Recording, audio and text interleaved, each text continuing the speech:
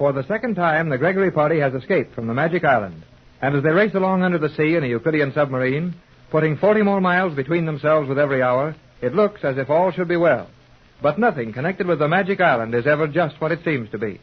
Captain Bradford, Mrs. Gregory, and Jerry Hall have been enjoying themselves as Joan explains the working of the stolen submarine. But the fun is over when their radio picks up a warning signal from Euclidia. Joan is explaining that it will be impossible for them to intercept any messages without giving away their own position. But we've just got to sit still and listen to that thing howl. We can't even get any messages out. We will be able to send no communications while the Euclidean transmission beam is in operation, Jerry. I can't understand it, Joan. You say that Euclidean radio is working on a wavelength far shorter than anything in our world. Yes, Mother. Well, then why can't we use the radio in this submarine? Use it on the common broadcast band or commercial shortwave and be perfectly safe. We would interrupt that signal we are now hearing. I don't see how. I believe I do, Jerry. As long as that signal continues without interruption, G47 has no way of finding out that we are even receiving it here. But if we cut it off to move from that wavelength, the action will be registered on the recording graphs at the island. Locating us then would be a mighty simple matter. And we don't even dare to stop that noise. It would be very unwise. Well, it sure gets on my nerves. Well, don't let it bother you too much. It's better to have a few shivers running up and down your back than it would be for G47 to locate us. Oh, I'll say it is. You're right, Tex. Why, it stopped. Yeah. And I can get along swell without it. I guess none of us will miss it much. If you wish to act quickly, you may try to reach Johnson now. We can use the radio to send him a message? I would not attempt that as yet. However, you know the wavelength of the boat Johnson is now on. And you know he will be transmitting almost a constant signal to you. I would suggest opening our set to that wavelength for reception. But we will have only 90 seconds. 90 seconds? For what? The Euclidean beam will be off for 90 seconds. Well, then hurry. Put that set on 6 meters. Very well, Captain. I will observe the time carefully and return the radio to normal in time to receive the Euclidean beam. We must be very careful not to run over into it. I've got the receiver on 6 meters. That's where we last heard from Johnson. But Tex, he was on a boat then running to Los Angeles. Don't you think he should be home by this time? I wonder about that. Well, he'd be trying to reach us just the same, wouldn't he? Well, possibly not, Jerry. If Johnson is in Los Angeles, he's very busy trying to arrange a rescue party. Yes, and being laughed at every time he tells his story. Yeah, I guess that's right. Nobody would believe Johnson's story about what happened to us. The fact that you have not returned should offer ample proof that all is not well with you. And if Johnson is clever, he will succeed in making your friends understand your position. We'll organize the rescue all right, Joan, but that takes time. Well, we don't seem to be doing ourselves any good on the radio. Oh, don't be too impatient, Jerry. We may have to listen for hours to get any word from Johnson. You have a powerful private transmitter at your home, have you not, Mother? Why, yes, Joan. Would it not be wise to... Wait, let me have the radio controls, Jerry. It is time for the Euclidean beam. I will make the change quickly. Glad you remembered that, Joan. Wouldn't be so good to run over into this Silence. Boy, you sure didn't give yourself any time to spare. You just barely got the set changed over when that signal came in. I was quite conscious of the passing of time. You've got more confidence in your watch than I'd have in mine. And what if that Euclidean beam had started a little early? What if they hadn't waited their full 90 seconds? Well, we'd just be on our way back to the island and spend more time worrying with the things they give prisoners to do on Euclidia. Everything is constant on Euclidia. When a Euclidean is told that the location beams are transmitted constantly with 90-second intervals and 60 seconds of activity, you may be sure that you will be allowed exactly 90 seconds of silence between transmissions. Well, we'll take your word for it, Joan. You certainly know a whole lot more about G47 and his scientists than we do. But I'd suggest that you be ready to use the whole 90 seconds listening for Johnson when that beam stops. Yes, Joan, dear. We must be ready to switch to our own wavelength at once. I had anticipated that. You'll want to put the set on 1 1/2 meters. The radio will be set to 1 1/2 meters the instant Euclidia's beam is silent. Not much chance of hearing anything from Johnson now, though. He won't be sending night and day. Well, I'm inclined to believe that he may be, Tex. He can easily get any number of amateurs to work in shifts for him. Well, hey, there goes the beam. Change the wavelength, Joan. I have changed it. You sure work fast. When time is computed in seconds, it is well not to waste it. Well, let's be quiet a minute and see if we can hear anything. Not a sound. It is possible that your transmitter in Los Angeles is very weak and might not reach us clearly underwater. I will soundproof the submarine. Soundproof the submarine? What do you mean, Joan? I will close the visibility slides. The outer shell is not soundproof, and we may safely run by instruments alone. And we'll just tear along underwater without being able to see where we're going? We will remain on our course. Visibility is of no value to us at the moment.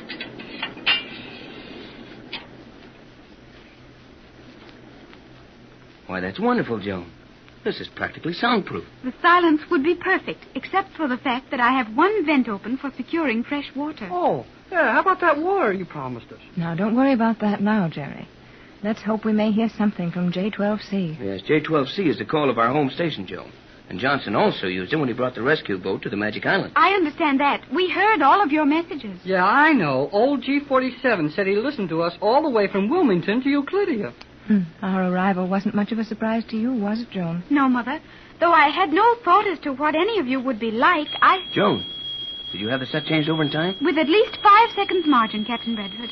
5 seconds? Oh, sure. 5 seconds is a long time to Joan. Wait till I get home, and she has to wait half an hour for a bus on some street corner. She'll find out that seconds don't mean so much. A second is important. You're right, of course, Joan. But what Jerry means is that in our world, we treat seconds pretty carelessly. I'm beginning to learn something of their value now, however. Those 90-second pauses in the Euclidean beam. 90 seconds in which we might hear something from Johnson. They seem awfully short. Well, I'll say they do.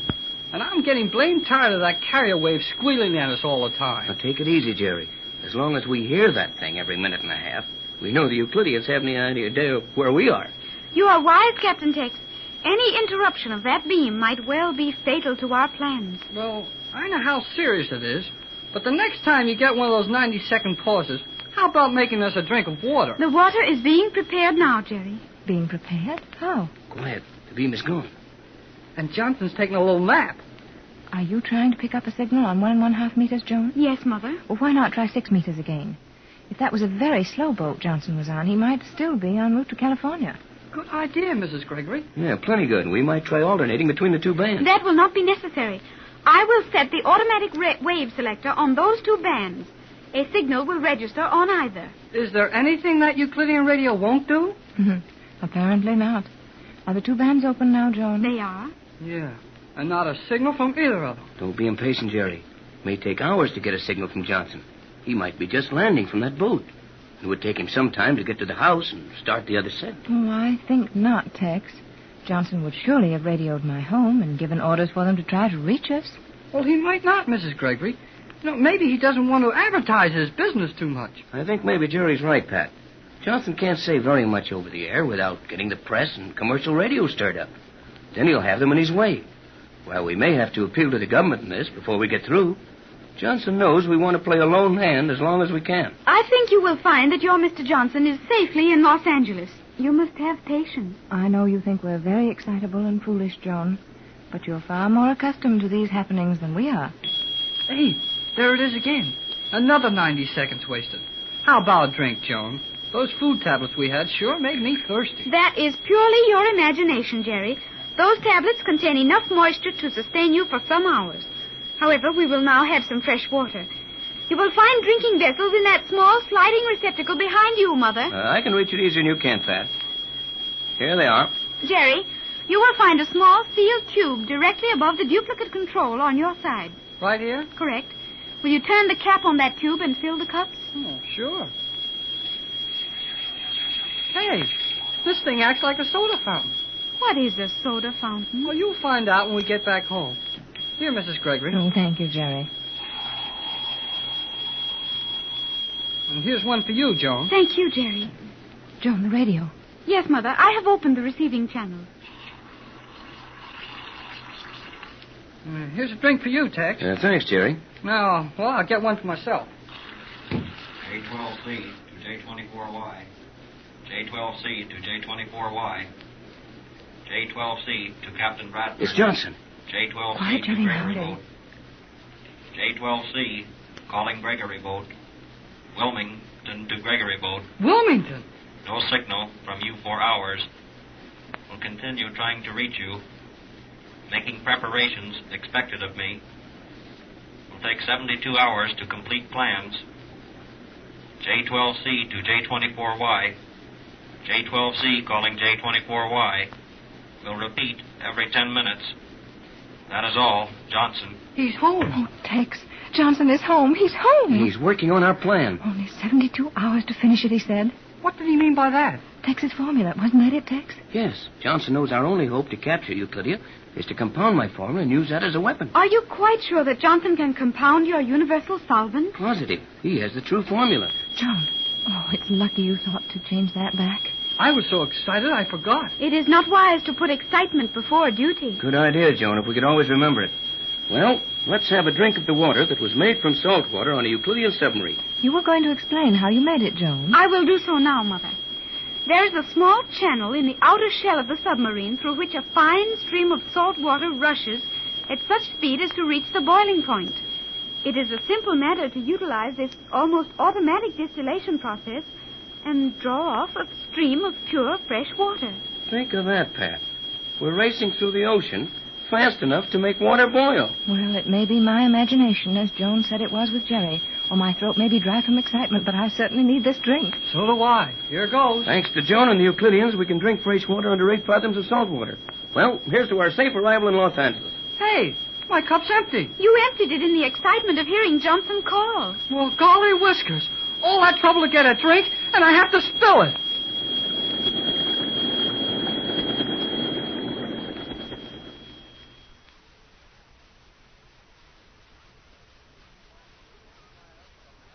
"300 miles from the magic island of Euclidia. 300 miles between the Gregory party and the weird colony of scientists who have held them captive for so long. With Joan Gregory at the controls of the stolen Euclidean submarine, putting another 40 miles behind them every hour, it looks as if Jerry and Joan, Mrs. Gregory, and Tex Bradford have really escaped from the island. They are not to be allowed to get away without some opposition, however, as the Euclideans have been sending out directional radio beams in an attempt to locate the missing submarine. All is quiet inside the sub now, and only Jerry and Joan are to be seen in the central control section.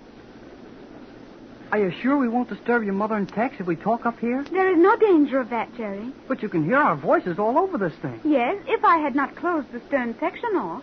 Closed it off? Well, I can still see Tex and Mrs. Gregory asleep back there on the bunk. To be sure you can. There is no necessity of losing visibility merely to restrict sound. Yeah, I know.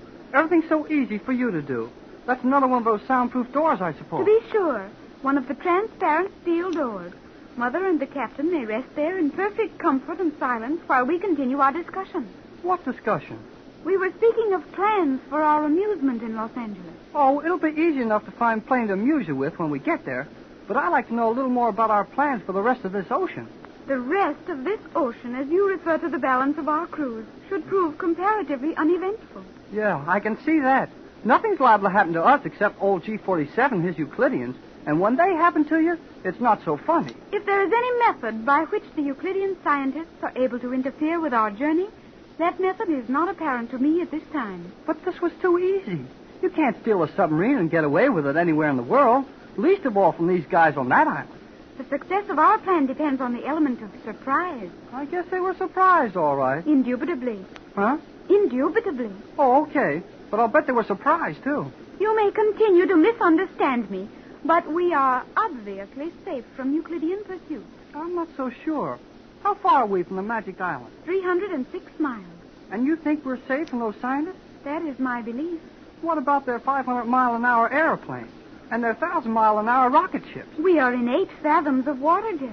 Can't they locate us easy enough with their directional radio stuff? Not from Euclidia. Not so long as we do not attempt to use the radio set. Well, we won't do that. We got one message from Johnson, and we know he's waiting for us in Los Angeles. That's enough for us. It will be quite simple for a Euclidean plane to locate us in the water at this depth. What did I just get through telling you? But they have no weapon which will prove effective. Couldn't a Euclidean plane attack one of our subs in this much water? To be sure. But these underwater crafts are insulated against all Euclidean weapons, to my knowledge. Yeah, that's right. They would be, or your boats would be shooting up each other, practicing. Exactly. Well, I'll bet they could cause us plenty of trouble, though. That they could easily do. And they could compel us to submerge to such a depth that our progress would be restricted to the vanishing point. Well, what more do you want? What more do I want? I mean, what more harm do they have to do to us? If they can dive this thing down to the ocean floor and make us stay there until our provisions and fuel are gone, all they've got to do is wait until we have to come up to the surface for help and grab us. That would be sound reasoning if Euclidean submarines were not superior to your worldly ones. I know that you've got the best boats in the world, but no matter how much you know about science, You've got to eat and sleep just the same as anybody else. And we can't live on the water forever. Our oxygen supply is continuously refreshed from the water. I'm talking about food. We're going to have to keep eating. We have sufficient compressed food to last a month with care. And during that time, we could reach Los Angeles if we were compelled to progress at an almost negligible rate along the ocean floor. And they can't reach us with anything if we go deep enough? No one can reach us at our maximum depth. And just how deep can we go until they keep this thing moving along a little bit? We may operate at a speed of 4 knots at a depth of 1 1/2 nautical miles, 9,120 feet. Golly whiskers. Won't the sides of the sub cave in from the water pressure when we get down that deep? There is no natural water pressure on this globe sufficient to injure this submarine. Well, if you say so, I'll have to believe it. And it looks like we're going to get home all right. I'm sure of that, Jerry.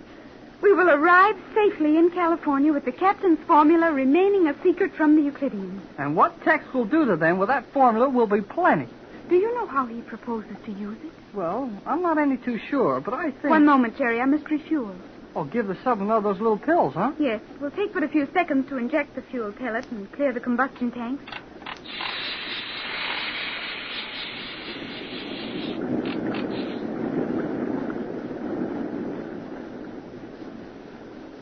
You may continue your remarks, Jerry. Huh? Jerry, you may continue. Continue? What? The discussion of the captain's formula and its use.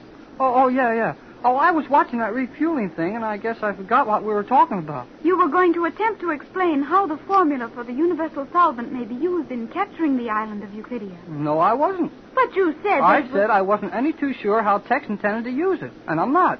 Maybe he can explain it to you. I will ask him. Well, don't wake him up to do that. That will not be necessary. The captain is awake. Huh? Oh, yeah. It looks like your mother's awake, too. Those thin metal sleeping compartments are perhaps not too comfortable for them. I'll take a chance on going to sleep on one of them. You will be given the opportunity the moment Mother and the captain come forward to relieve us. You mean you're going to let Tex and Mrs. Gregory run this thing while you and I sleep? Certainly. But, do they know how? I can give them all the necessary instructions in 10 seconds. Well, I guess I can spare that much time. But I can sure use a little sleep before long. Mother and the captain are now approaching. I'll bet Tex bumps his head in that transparent steel door. I know it. I will remove the transparent section panel. Okay, Tex. You can come up here now. What was I bump my head on? A transparent steel panel. You will find no further obstructions to your passage. It's a strange sensation to watch a man stopped by a steel wall that you can't even see. Yeah, stranger than that when you're the fellow who gets stuck. Joan put that section across the stern sleeping quarters so our talking wouldn't wake you up. And we did sleep. At least I did. Yeah, I did too, but I sort of feel a little like I've been sleeping on a rock pile. Those flexible steel mattresses are a little strange to us. Those will be found on all Euclidean craft. So there won't be anything to burn if a fire tries to start, huh? Precisely. Well, kids, I feel a little guilty about letting you two stand watch while Pat and I slept, but if you think you can trust us to run this thing, we'll take it over. Will that be all right, Joan? Captain Bradford can do everything I could possibly do. Joan can set all the automatic controls for you, and this sub navigates itself. Would it make any difference if you opened those visibility slides for us, Joan? None whatever. No, I think I'd like to have them open. Even if we can't do anything about it, I'd like to see where we're going. It's nice and quiet riding along with them closed, though. Yeah, I know, Jerry, but I know how Mrs. Gregory feels, too. I'm inclined to agree with her. A little good old sound will be a tonic for both of us. Yeah, it is a little too quiet for me here, but Joan likes it this way. I will open the slide for you, Captain. I have just refueled, and you may repeat every 40 knots. I understand, Joan. Tex and I will stand a 4-hour watch. We'll stand it as long as it takes you two to get some rest. You must be all in. Oh, I'm not tired, but I guess I could sleep a little. We will rest 4 hours. At that time, we may expect the Euclidean location beam again. Could we try the radio? No, it is too dangerous. But you said the Euclideans had nothing they could harm us with in this sub. That is true. However, if they learn of our exact location, it will be a simple matter for them to follow our progress to Los Angeles. And there are many ways in which they might plan a most unpleasant reception for us. Yes, you're right, Joan. I think our best chance is to get into port without being located, if that's possible. Well, come on, Joan. Let's go back and collect some shut-eye. Collect what? We'll take 40 winks. Hit the hay. Pile in the feathers. Go on the downy. Don't you understand any of those? I do not. Well, I mean, let's go back and lie down and sleep. Then you should say what you mean. You are now the one who is using large words where small ones would serve much better. Well, never mind about that. I'll argue with you after I get some sleep. Well, how do you shut this door? I will close the door. Those kids sure spend a lot of their time quarreling. Yes, but it seems to be excellent for their morale. They also spend a lot of time getting things done. They sure do. The nerve of Joan stealing this submarine. I'm very proud of her, Tex. You should be. If Joan learns our ways, she will be the most accomplished girl of her age in the country. Do you think we'll reach home in safety? We've got a long way to go. If Joan and Jerry can keep their heads up, we should be able to. Joan forgot to open that slide for us. I'd like to see out into the water, Tex, and see where we're going. Well, I know how to do that. I watched Joan close the slide. It's this one. Oh, I like that ever so much better. I'm not sure I do. We're a long way down the water, Pat. But this submarine is so safe. And what a wonderful machine it is. Think of being able to look through a wall of transparent steel. Yes, and a wall that will stand water pressure at a depth of 1.5 miles. I'd say we were pretty safe, Pat. Well, at least we're not under G47's eyes, and he can't hear every word we say. We can hear you, though. Tex, was that Jerry? Yes, but that stern section is soundproof. Nevertheless, we can hear all you say. How are they doing that? Sounds like a speaker of some kind. Sure, Tex. This is a communication system. We're hearing you through the little microphone right in front of you. Will you two stop playing and get some rest? Your 4 hours will pass soon enough. You are correct, Mother. We will cut off the voice channel. Those kids sure managed to keep their spirits up. They're a good deal younger than we are, Tex. Well, I'm sure Jerry's a lot younger than I am, but you and Joan could pass for sisters. Now, Tex, I've a fair idea of my appearance, and I know it isn't particularly flattering. Your appearance is always exactly to my liking. Oh, you're a sweet person, Tex. You spent many a year helping me search for Joan. It's been more than worth it. And now we've found her. Yes. She's mine at last. After 14 years, I'm actually taking her home, Tex. Home. Oh, it will be a home now, for the first time in those 14 long years. Wait a minute, Pat. I heard something. Something strange. Yes. And I thought I felt the submarine quiver. She must have passed over a high reef. No, the water's clear all around us. There isn't an obstruction in sight in any direction. Well, I know something happened. Well, Tex, it's getting nearer. It didn't sound good to me. Dive, Captain Bradford. Those are Euclidean magnetic bombs. Dive at once. Well, how do I do it? Oh, Tex. Quiet, Mother. That large lever between your knees, Captain. Pull it to you. Pull it quickly. We are being attacked from the air. Pull that lever.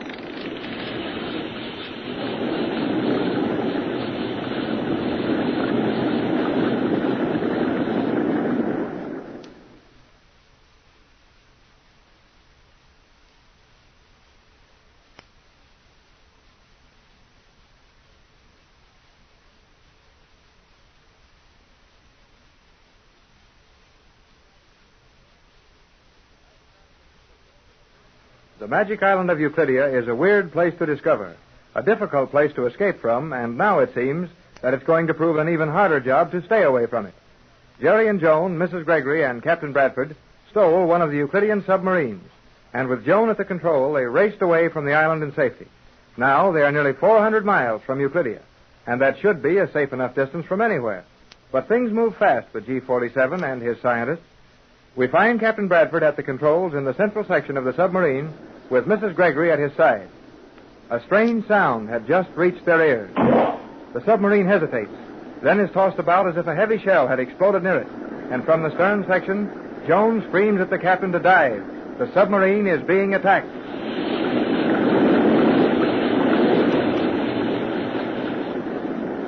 Diving, Tex. You must have moved the right lever. Looks like it, but we don't seem to be going down very fast. Jerry and Joan are rushing up here from the stern, and Joan will know what to do. I pulled this thing just as she told me. You're doing everything that can be done, Captain Bradford. But we're not diving very fast. I thought you said this thing could dive like a fish. Under proper conditions, these submarines will dive rapidly. Well, what's the matter, Joan? What's happening? Euclidean magnetic bombs. Magnetic bombs? What are they? I will explain later. We must reach a greater depth at once. I did everything you told me to, Joan, but we're sure going down mighty slowly. Our danger is also increasing. Those magnetic bombs are finding our range. Let me have the controls, Captain. Go to it, Joan. Can I help? Yes, remain out of my way. Okay. I will use the emergency jet. All of you must hold firmly to the arms of your steel chairs. The vibration may be sufficient to break the ship in half, but we must try it. Hold your stations.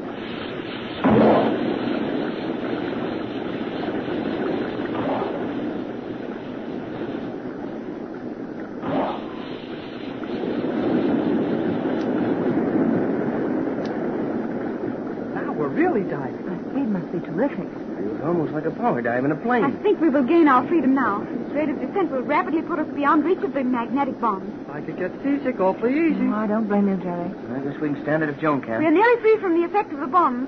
few seconds, I will be able to reduce the speed.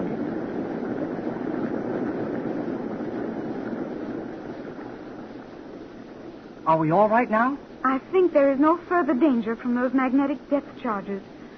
However, I will continue our descent more gradually until we reach a depth of 3,000 feet. We've got to go down over half a mile to be sure of losing those attackers? Yes, Captain.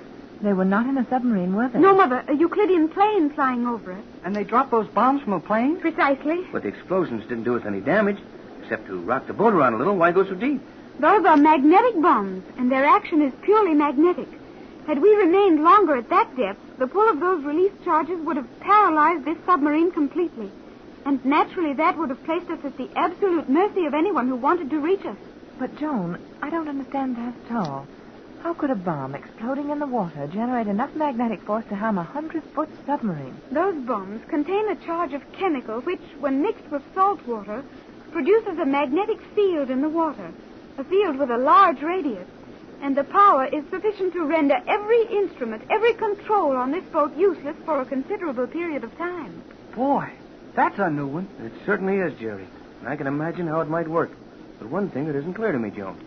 Any solution released in a body of water as large as the ocean will become diluted to the point of uselessness almost at once. That is true, Captain, but paralyzed instruments, magnetized controls, and helpless submarines do not return to normal in an instant. I can't think of a more terrible threat, a worse danger than a submarine without instruments, power, or controls. But if they were going to capture us, well, they'd have to hang around the air dropping bombs until we got ready to surrender. That wouldn't give these Euclideans much trouble, would it, Joan? Not when you remember that a Euclidean plane could easily afford to cruise 100 hours over our position and still have sufficient fuel to return to Euclidia from our present position. I'm sure it wouldn't take 100 hours or half that long for me to be ready to give up. Drifting along in 8 fathoms of water, helpless. Oh, no, Joan. I'd be ready to meet their terms long before the 100 hours was up. Yeah, that wouldn't be so good. And if that magnetism really got hold of us, we couldn't do anything, huh, Joan? Not a thing. The oxygen jets would be paralyzed and our air supply soon exhausted. The emergency escape locks would not operate, and we could not leave the ship. There would be only one thing to do. Yes, I know what that would be. Surrender. I don't see how we could even do that. If we can't leave the sub or get a message out of here, how could we let our captain know we were ready to give up? How could we get to the surface to surrender? There is one thing on board not affected by magnetism, our compressed air supply. Our only resort would be to fill the space between the inner and outer shells of the submarine with compressed air and float to the surface as the water was driven out of the stabilizing channels. Even then, we could not leave of our own will. It would be necessary for our captors to release us from without. And now, Joan, will we be able to proceed toward home at a lower level? To be sure, Mother, though our progress will be comparatively slow. Just how slow do you call comparatively? At a depth of 3,000 feet, the highest speed we may maintain consistently will be 11 knots. 11 knots? At a depth of over half a mile? I do not hope to exceed that. I shouldn't think you would. Golly, whiskers. 11 knots under half a mile of water? Well, our submarines think they're doing all right if they make 11 knots any time. I am confident we may plan on continuing at that speed. That's very wonderful, Joan, and certainly surpasses anything we'd ever dreamed of at home. But at that speed, will we be able to reach Los Angeles on our present supply of food and fuel? I was wondering about that. We will have more than enough fuel and food enough for a much longer time. Well, say, now that we're talking about food, and it looks like we might get a chance to eat a little without being shot at, how about having our dinner? Are you hungry, Jerry? Well, if I'm not, I'm sure mixed up in my feelings. We should not need more food at this time. Well, what's the matter? You're afraid these Euclidean pills will make us too fat? We had sufficient food for a definite number of hours. It is not time for the next meal. Never mind what the clock says. My stomach is a lot more apt to be right about my being hungry. Yes, I'm going to add my voice to yours, Jerry.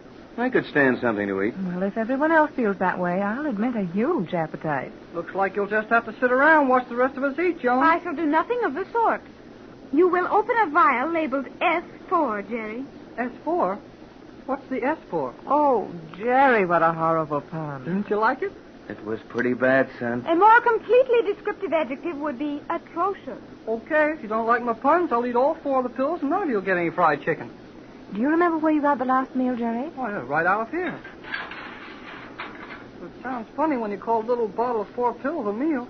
They seem to satisfy us before, though, Jerry. Jerry knows the food is satisfactory. He He is merely exercising his talent for discussion. I believe you've got his number, Joan. Number?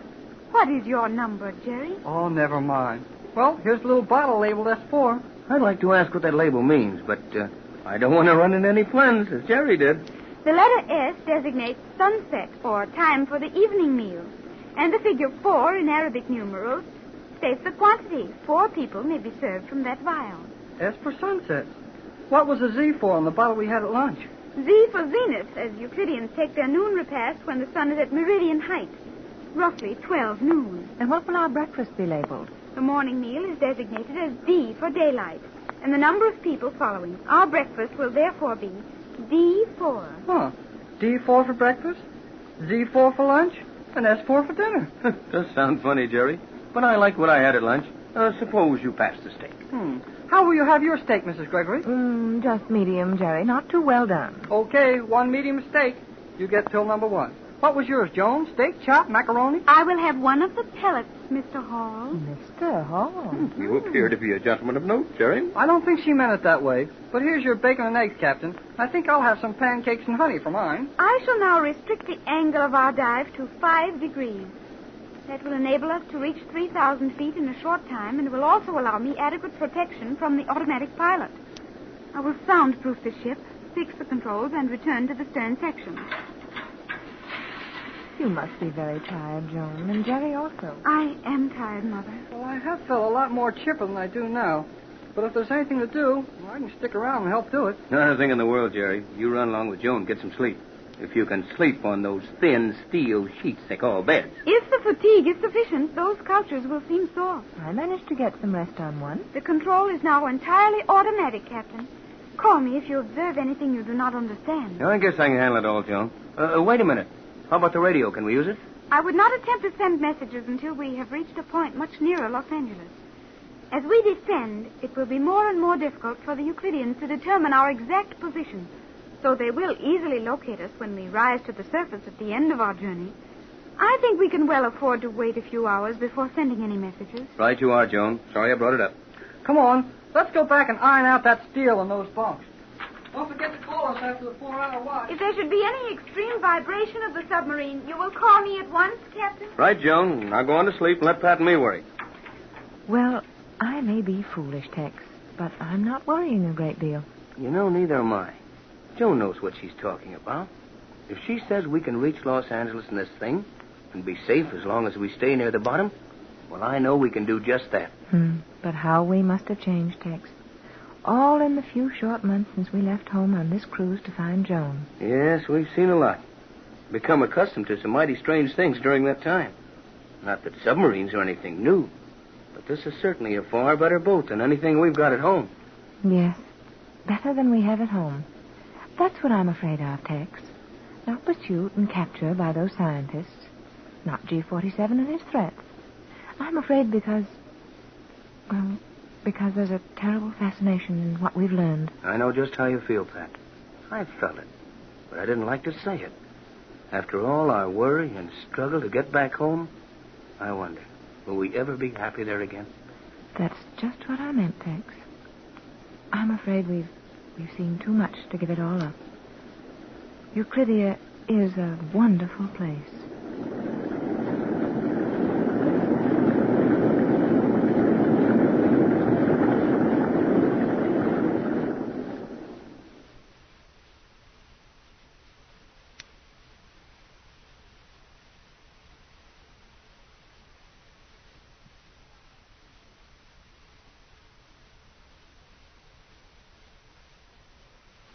One and a half miles below the surface of the South Pacific Ocean.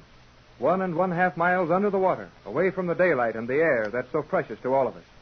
That is the position of the stolen Euclidean submarine, in which Mrs. Gregory, Captain Tex Bradford, Jerry Hall, and Joan Gregory are trying to escape from the Magic Island. It would seem that they've done a fair job of escaping, as they're now 500 miles from the strange island. But things are not going along any too well, and Captain Bradford, left in control of the submarine, while Jerry and Joan are resting in the stern section, is admitting to Mrs. Gregory that he doesn't feel very happy about the situation. I know you have complete confidence in Joan's knowledge of these Euclidean machines, but Is it safe to stand still right here? I think it's a lot safer to stand still than to run a machine I don't know much about into something I know nothing about. Well, are we securely anchored? We are, but it wouldn't matter if we weren't. Have you any idea, Pat, what the pressure is under 9,000 feet of water? Why, I know it must be enormous. But You bet it's enormous. And we won't do any drifting, except as some current might move us a little. And Joan reminded us that currents are scarce along here, so we're safe. 9,000 feet below the surface of the sea. And safe? Joan says so, and she knows. I wonder. Wonder? Yes. Wonder if we're not putting too much confidence in all of these Euclidean inventions. Well, so far they've done everything that was claimed for them. They're perfect as far as I can see. Is anything made by man ever really perfect? No, of course not. We've seen enough of these things to know that we're better off with them than we would be without them. When we're in such a position as this, yes. And what worries me most is that we're always in such a position. That's what makes Euclidia so terrifying and fascinating. It would be almost worth going over to their way of thinking to assure your safety. Now, Pat, you're incurably romantic. And you're looking at all this as something very wonderful. I warned you when we started on this cruise that there wasn't any such thing as magic. But every time Jerry called that weird colony a magic island, you took it for granted. These scientists aren't magicians, Pat. And they aren't friendly or warm or reasonable. They're hard and bitter and clever and cruel. How do we know that they are? What? How do we know that they're all those things? They've kept us pretty tightly imprisoned for some time, haven't they?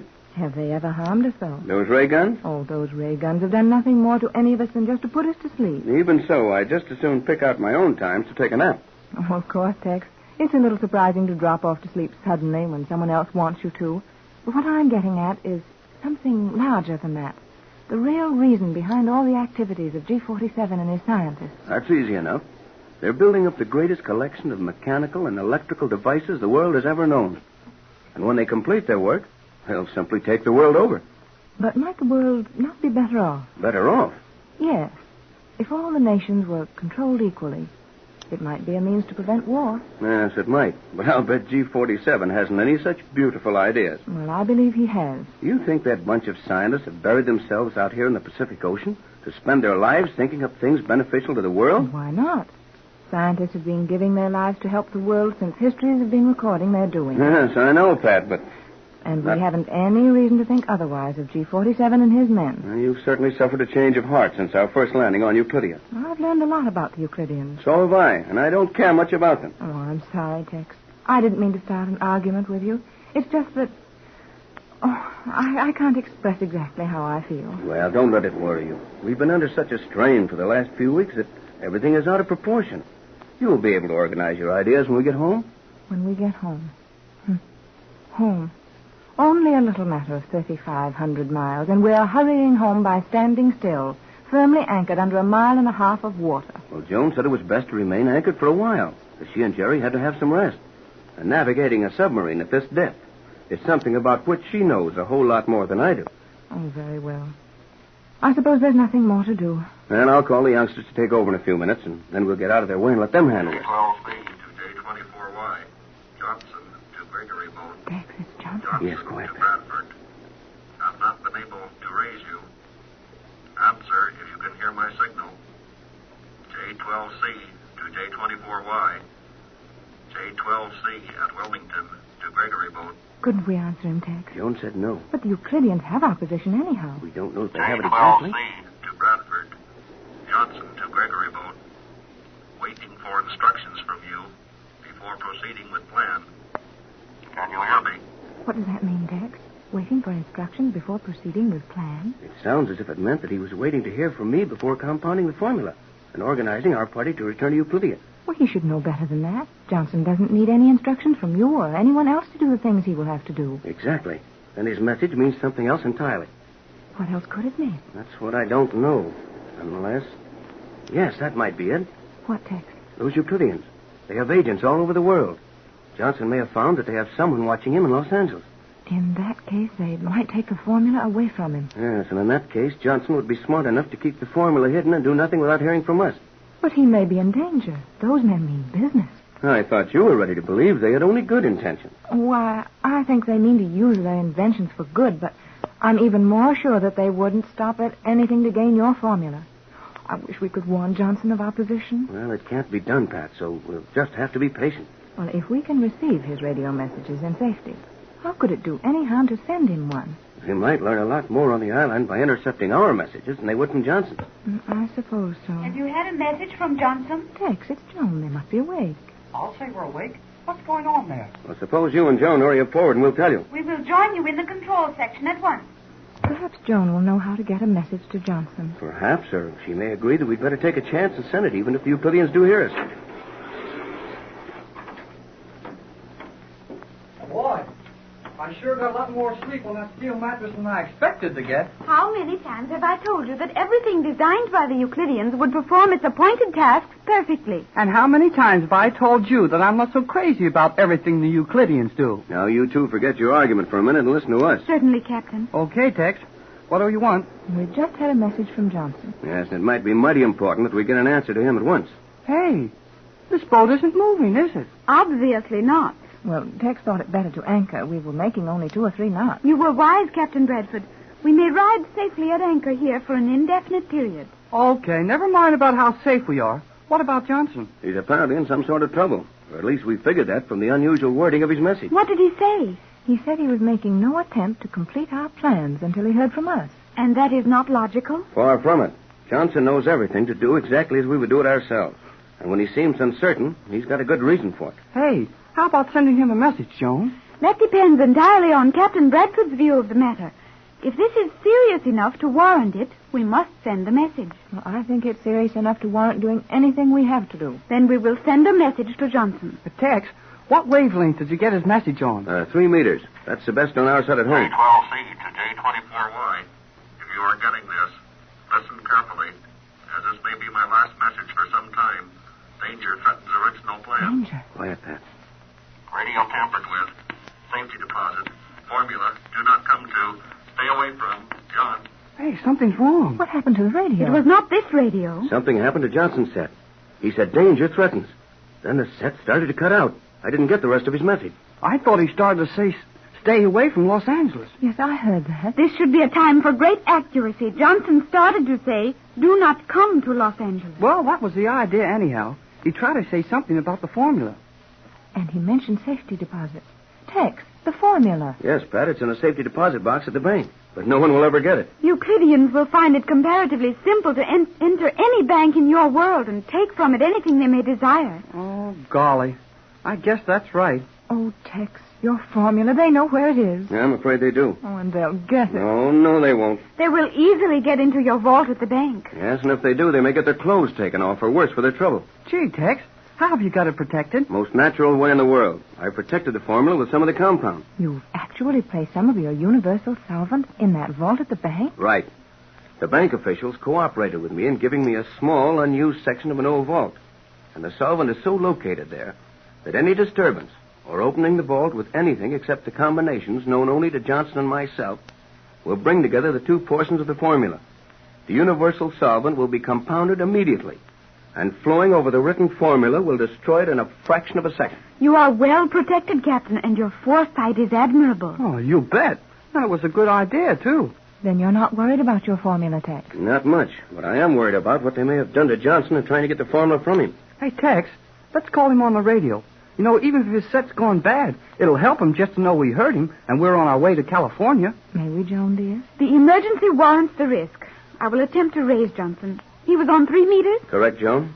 I'm turning all reserve electrical power in the entire boat into this transmitter. You may now reach Johnson with ease, Captain. I'll try it. J24Y to J12C. J24Y to J12C. Bradford to Johnson. Gregory boat to Wilmington. Hello, Johnson. We got your last message. Do nothing until... J24Y. J12C to J24Y. Oh, that isn't Johnson. Gregory Land Station Sounds calling funny to Gregory me. boat. You will answer if you are hearing me, Bradford. Hey, Answer at once. sounds like one of those Euclideans. That is one of the most brilliant and most dangerous of all the Euclidean scientists. Thales, the chief electrical authority in the world today. I am fully Euclidean aware that and you our are home listening, radio. Bradford. You will gain nothing by attempting to conceal your position. Your entire course is watched. I will give you 10 seconds to answer me. 10 seconds for the combination of the vault where your formula is kept. Think rapidly, Captain Bradford. You have only 10 seconds. Tex, will you answer him? Don't do it, Tex. He's bluffing. I think we may safely defy him. We'll risk it, and we won't answer him. But he said 10 seconds. What can he do to us? We'll know in a couple of seconds. You have had your chance. Now you will never see your homes again, nor will you return to Euclidia. You will never leave the floor of the ocean where your submarine now lies. You have failed.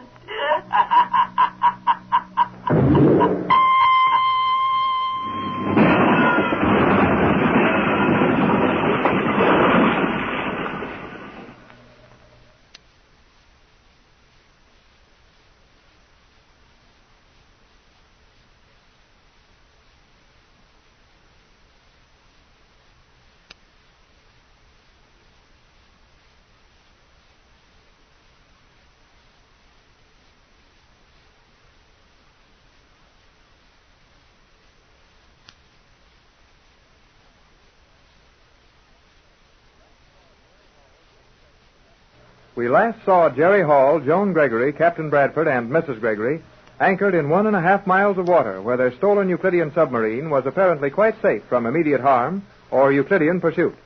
Once more, however, the Gregory party has occasion to learn that no one is ever completely safe or free from Euclidia, the magic island. After several vain attempts, they received a message from Johnson, who is in Los Angeles. But Johnson's message was anything but cheerful. Something is threatening the captain's precious formula.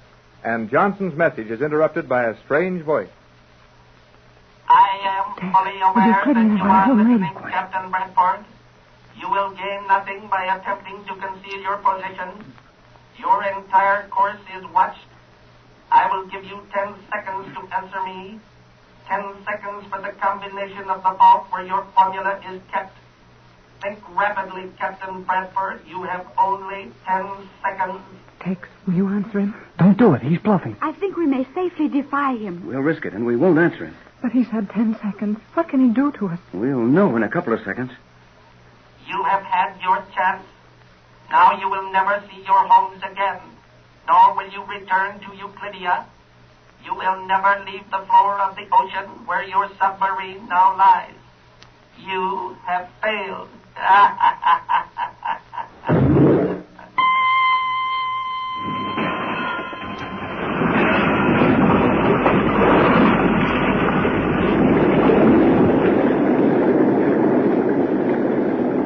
Hey, the sub's going to fill up with water. Joan will be drowned. All of you remain in your stations. We'll suffer no damage. Isn't there something we could be doing, Joan? Merely remain in your places. I will do everything necessary. Well, whatever you're going to do it quick. That water looks mighty wet to me.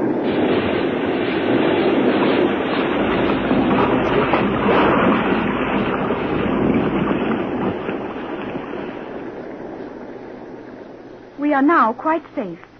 You may rest assured that nothing further will happen to us. But, Joan, you said that before, and something has certainly just happened to us. I'll say something's happened, but what was it? The submarine was shaken by violent shocks, just as it was when those magnetic bombs were released from that Euclidean plane. Well, no magnetic bomb ever got down to this depth. You are correct, Captain Bradford. Though the action on this submarine was much the same, we were located by the radio power beam from the island. The power beam? Why, Joan, you don't mean that those scientists are able to send a burst of destructive power along a radio beam? They can do everything else. Then we invited that when we took a chance on answering Johnson's call on the radio. Precisely. But if we were not harmed, what is the effect of that beam?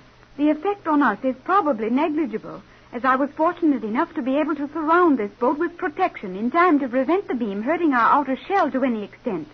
Though we will find a number of indentations in the metal. You mean that radio beam thing hit us hard enough to put dents in the side of this submarine? Precisely. But, Joan, that would mean that the force of that radio beam was greater than the pressure of this water at a depth of 9,000 feet. It was considerably greater. Well, golly whiskers. What kind of protection could you surround the submarine with that would keep that kind of pressure from smashing us? The protection is made up of the same elements as the destructive power beam. I merely released several of our magnetic bombs on the course to Euclidia, and the explosion you heard was the meeting of the magnetic bombs and the power beam from Euclidia. But, Joan, that Euclidean we heard threatening us was in Los Angeles. You say you interrupted that destructive beam coming from Euclidia? I don't understand that either. It should be quite obvious. Well, maybe it should be, but it isn't as far as I'm concerned. Does it not occur to you that an agent of Euclidia would hardly have the opportunity of setting up apparatus for the transmission of such a beam in the same room in which Johnson was working? The same room? Yes, Tex. Joan must be right. We heard Johnson's voice. Then he sounded as if he were in trouble. And then this other voice came over our set. It must have been our set. Undoubtedly. But where did that radio beam thing come from? From Euclidia? Oh, I'm beginning to see it, Joan. Euclidia was listening in on our two-way radio talk and getting our position logged accurately.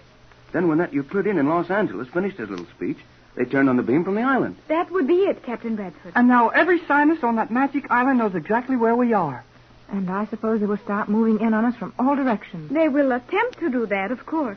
But we will reach Los Angeles in safety. But we're losing so much time. And Johnson may be in danger. No doubt about that, but we couldn't get there in time to help him anyway. That is true. Mr. Johnson will have to care for his own safety until we arrive. In the meantime, we may make ourselves comfortable. Comfortable? Swell place for it. Now, Joan, as you think our best move is to do nothing for a while, perhaps you take this time to give us a little explanation about that Euclidean fellow who managed to get so close to Johnson in Los Angeles. Yeah. Who is he? I am sure the voice we heard over Johnson's radio was that of Thales, chief electrical scientist on Euclidia. Another of those weird names derived from some ancient scientist, I suppose. To be sure. Thales bears his name in honor of the original Thales, philosopher of ancient Greece. Thales lived 2,600 years ago and was the founder of modern electrical research. I thought Benjamin Franklin and his kite discovered all that. No, I'm afraid Thales lived slightly before Franklin. Yes, quite a while. So the Euclidean chief electrician is in our country. It would seem so, Captain Bradford. Thales is powerful, perhaps the most clever man on Euclidia. Many believe him to be superior to G47. Well, he's sure got these electrical rays of his trained. If they'll run along the ocean floor for 600 miles and bump our submarine around. You appear to have made something of a study of this man, Thales. The original, I mean. Have the Euclideans any proof as to how far he progressed with his studies 2,600 years ago? Euclideans have made more extensive research than any other mortal men. Thales was credited with discovering the electron, the Greek word given to common frictional or static electricity, though there is no evidence to show that he even dreamed of the electron as we know it today. I never even met an electron. You've met a lot of them, Jerry, but maybe you didn't recognize them. And I'm as much in the dark as Jerry. Joan knows so many things of which we are ignorant. I can still remember learning in school that Benjamin Franklin discovered electricity. Your schools must be sadly lacking. Oh, I don't know. We get along all right. I think it's a lot better to know that Edison invented electric light than to worry about some Greek who rubbed the cat's back to knock out a few sparks before America was discovered. Thales did not rub a cat's back to get sparks.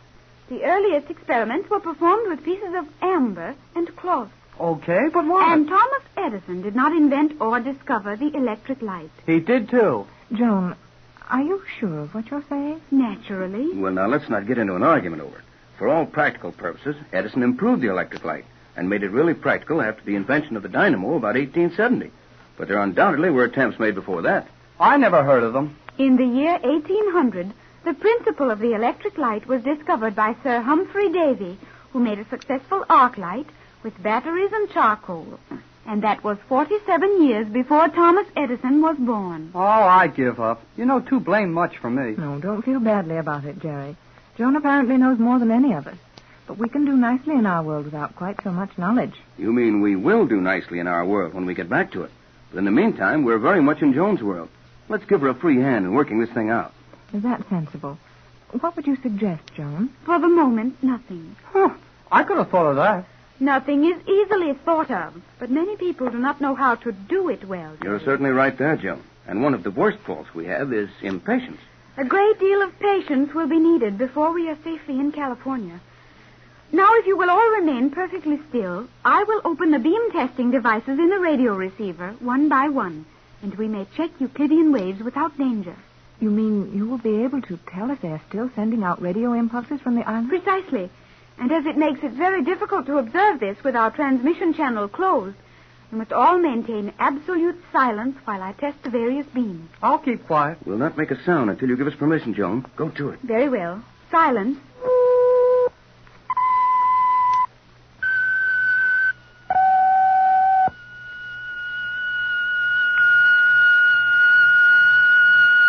Hey, my ears. Stop that thing. Stop it. Jerry, what's the matter with you? Oh, my ears. My head aches. Gosh, that noise. I didn't hear anything to make your head ache, Jerry. Just one of those carrier waves Joan tuned into. No, it wasn't. Gee, my head still aches. It's that same note. You remember, Joan? Yes, Jerry, I remember. But you have forgotten. What did I forget? To remain silent. Now our position is definitely established on the island. Oh, Jerry, they heard you over the radio. Oh, yeah. I guess they did. How quickly did you shut off the microphone? Almost instantly. But Jerry's voice undoubtedly was registered at Euclidia. And probably with Thales on the mainland. Now they will know we have not moved since our last message. Oh, gee. I'm sure sorry. But I couldn't stand that one sound hammering in my ears. I don't understand about that, Jerry. I will explain it in a moment. First, I will refuel and get the submarine in motion. Our progress will be slow, but at least we may change our position a fraction of a minute in latitude.